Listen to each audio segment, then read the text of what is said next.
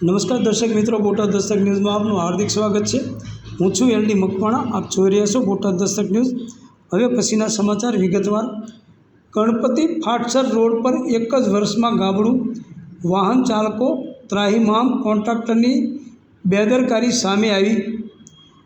સુરેન્દ્રનગર શહેરના ward number 11ના Ganpati ફાટસર વિસ્તારમાં ગણપતિ મંદિર તરફ જતા મુખ્ય માર્ગ પર એક વર્ષ પહેલાં બનેલા આરસીસી રોડ પર અંદાજિત 4 ફૂટનું ગાબડું પડ્યું છે।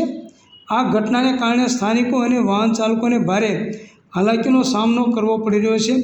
આ ગાબડાને કારણે સ્થાનિકોમાં ભારે રોષ જોવા મળી રહ્યો છે। શહેરના ભ્રષ્ટ અધિકારીઓ અને બેદરકાર કોન્ટ્રાક્ટર સામે લોકો આક્રોશ વ્યક્ત કરી રહ્યા છે।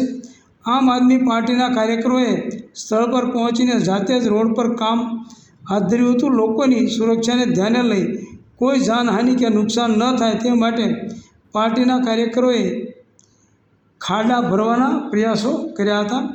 સ્થાનિક રહીશોનું કહેવું છે કે વારંવાર રજૂઆત કરવા છતાં કોઈ પગલાં લેવામાં આવ્યા નથી, જેના કારણે હવે લોકો પોતે જ મજબૂર થઈ ખાડાની પડખે આડશો મૂકી કામગીરીમાં જોડાયા છે। આમ આદમી પાર્ટીએ ભાજપ સરકારની બેદરકારી અને ખોટા વિકાસના દાવાઓની મહાનગરપાલિકા વિસ્તારમાં પોલ ખોલી હોવાનો આક્ષેપ કર્યો છે। પાર્ટીએ આ રોડના તાત્કાલિક સુધારાની માગણી કરી છે। Botad Dastak news, L D Makwana, Botad.